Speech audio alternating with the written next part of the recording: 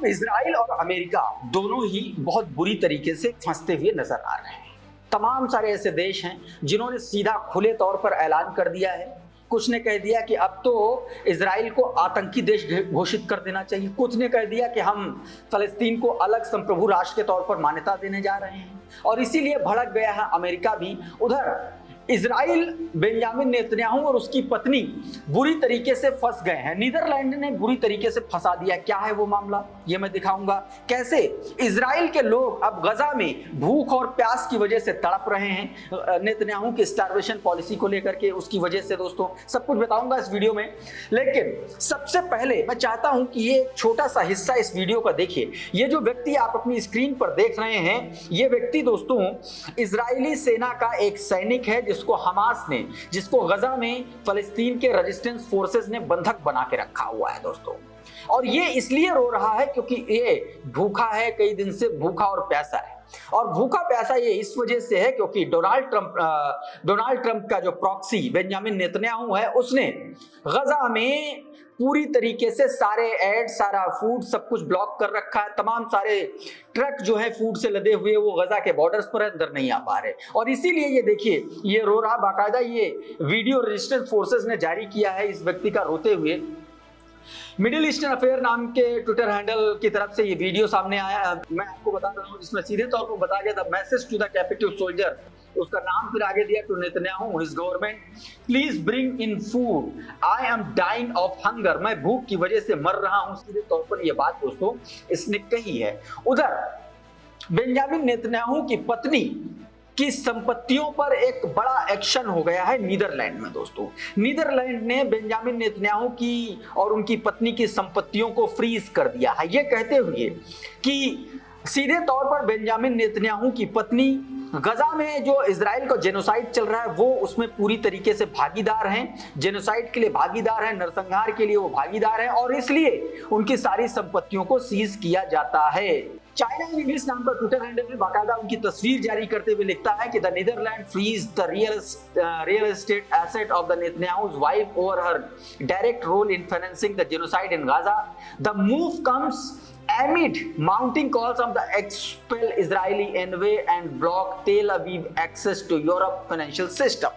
सीधे तौर पर दोस्तों इस तरीके का ट्वीट करते हुए यह बात कही गई है। उधर हमास ने दोस्तों अपने हथियार डालने से सीधे तौर पर मना कर दिया है।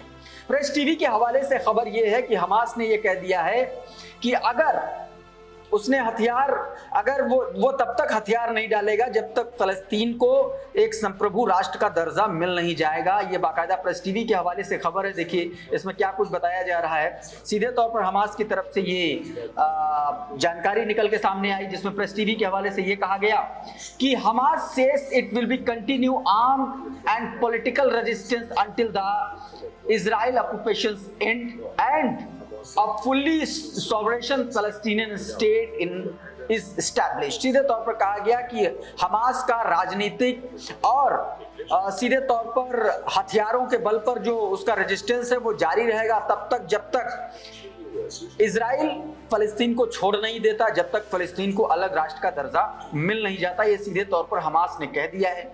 उधर स्लोवेनिया ने दोस्तों बेंजामिन नेतन्याहू को डबल अटैक दे दिया। बेंजामिन नेतन्याहू इजराइल के साथ जो ट्रेड डील का मामला चल रहा था उसने उस पर बैन लगा दिया। स्लोवेनिया ने सीधे तौर पर कह दिया कि अब हम इजराइल के साथ कोई ट्रेड डील नहीं करने जा रहे हैं, उसने बैन कर दिया।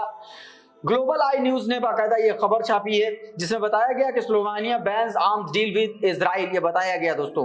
उधर एक और बड़ी खबर सामने आई ईरान टाइम्स के हवाले से, जिसमें जर्मनी ने अब ये फैसला कर लिया है कि अब वो फलस्तीन को संप्रभु राष्ट्र का दर्जा देने जा रहा है।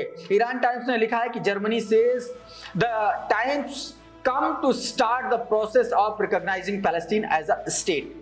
बताया गया कि अब जर्मनी ने यह कहा है कि अब वक्त आ गया है जब फलस्तीन को एक अलग और संप्रभु राष्ट्र के तौर पर मान्यता दिए जाने की तैयारी जो है शुरू कर देनी चाहिए। ये सीधे तौर पर कह दिया गया।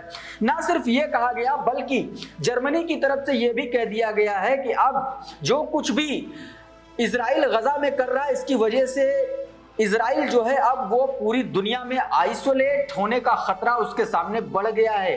बाकायदा दोस्तों जर्मन फाइनेंस मिनिस्टर ने ये बात कही है। Germany foreign minister says Israel at a risk of becoming isolated. सीधे तौर पर बताया गया कि जो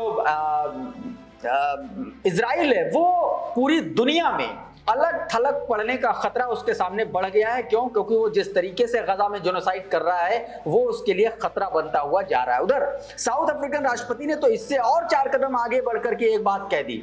उन्होंने कह दिया कि अगर जल्दी ही गजा में सीज फायर नहीं किया गया, जल्दी ही अगर गजा में जेनोसाइड बंद नहीं किया गया, तो वो और तमाम अफ्रीकी देश मिलकर के इजराइल को एक आतंकी राष्ट्र घोषित कर देंगे। इतनी बड़ी धमकी सीधे तौर पर दे दी गई है। क्या कुछ कहा है साउथ अफ्रीकन प्रेसिडेंट ने? We will lobby the African union to label Israel as a terrorist state if the genocide in Gaza does not stop immediately. अगर फौरन गजा में जेनोसाइड बंद नहीं हुआ तो अफ्रीकन यूनियन के तमाम सारे देश मिलकर के इजराइल को एक टेररिस्ट स्टेट घोषित कर देंगे। सीधे तौर पर धमकी दे दी गई है। उधर दोस्तों स्वीडन ने भी सीधे तौर पर कह दिया, उसने suspend it's trade deal with Israel. सीधे तौर पर स्वीडन ने कहा कि यूरोपियन यूनियन के तमाम देशों को अब इजराइल के साथ अपनी ट्रेड डील बंद कर देनी चाहिए, खत्म कर देनी चाहिए। इसको लेकर के बाकायदा ज़ोहरान ममदानी ने ये ट्वीट किया और आगे लिखा कि we must increase economic pressure on Israel.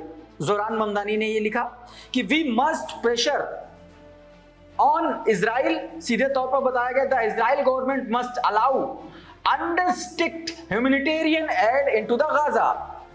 सीधे तौर पर कहा गया गजा में ह्यूमैनिटेरियन एड जो है उसको अलाउ करना चाहिए। जो राहत सामग्री है, जो फूड है, उसके गजा में एंटर करने किया जाना चाहिए, उसको अलाउ करना चाहिए। उधर दोस्तों एक और बड़ी खबर पोलैंड से आई। पोलैंड की तरफ से एक बयान आया दोस्तों यूएन में। पोलैंड ने कहा कि पोलैंड जो है उसने फलस्तीन को अलग राष्ट्र का दर्जा 1988 में ही दे दिया था, लेकिन अब जो है वो जो इजराइल के खिलाफ फलस्तीन के साथ मिलकर के जो कुछ भी फ्रांस और सऊदी अरबिया कर रहे हैं वो वाकई काबिले तारीफ है और इससे काफी मदद मिलेगी गजा को लेकर के। तो यानी कि एक उधर भी बड़ा अपडेट निकल के सामने आया।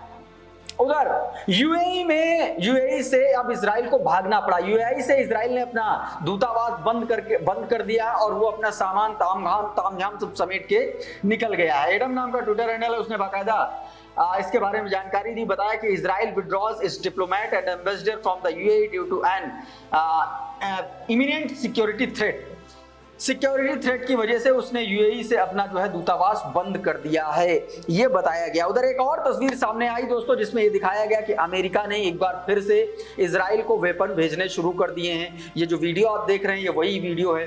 सप्रेस नेशन नाम का ट्विटर हैंडल है, उसके जरिए वीडियो जारी किया गया। एडम ने इसको बाकायदा ट्वीट किया और बताया गया Trump's latest batch of aid for the children of Gaza has arrived. Gaza के बच्चों को मारने के लिए ट्रंप का नई खेप जो है उसने इजराइल को पहुंचा दी है। वो तस्वीरें दोस्तों दिखाई गई हैं। तो दोस्तों अभी के इस वीडियो में इतना ही। बहुत बहुत शुक्रिया, बहुत बहुत धन्यवाद, नमस्कार।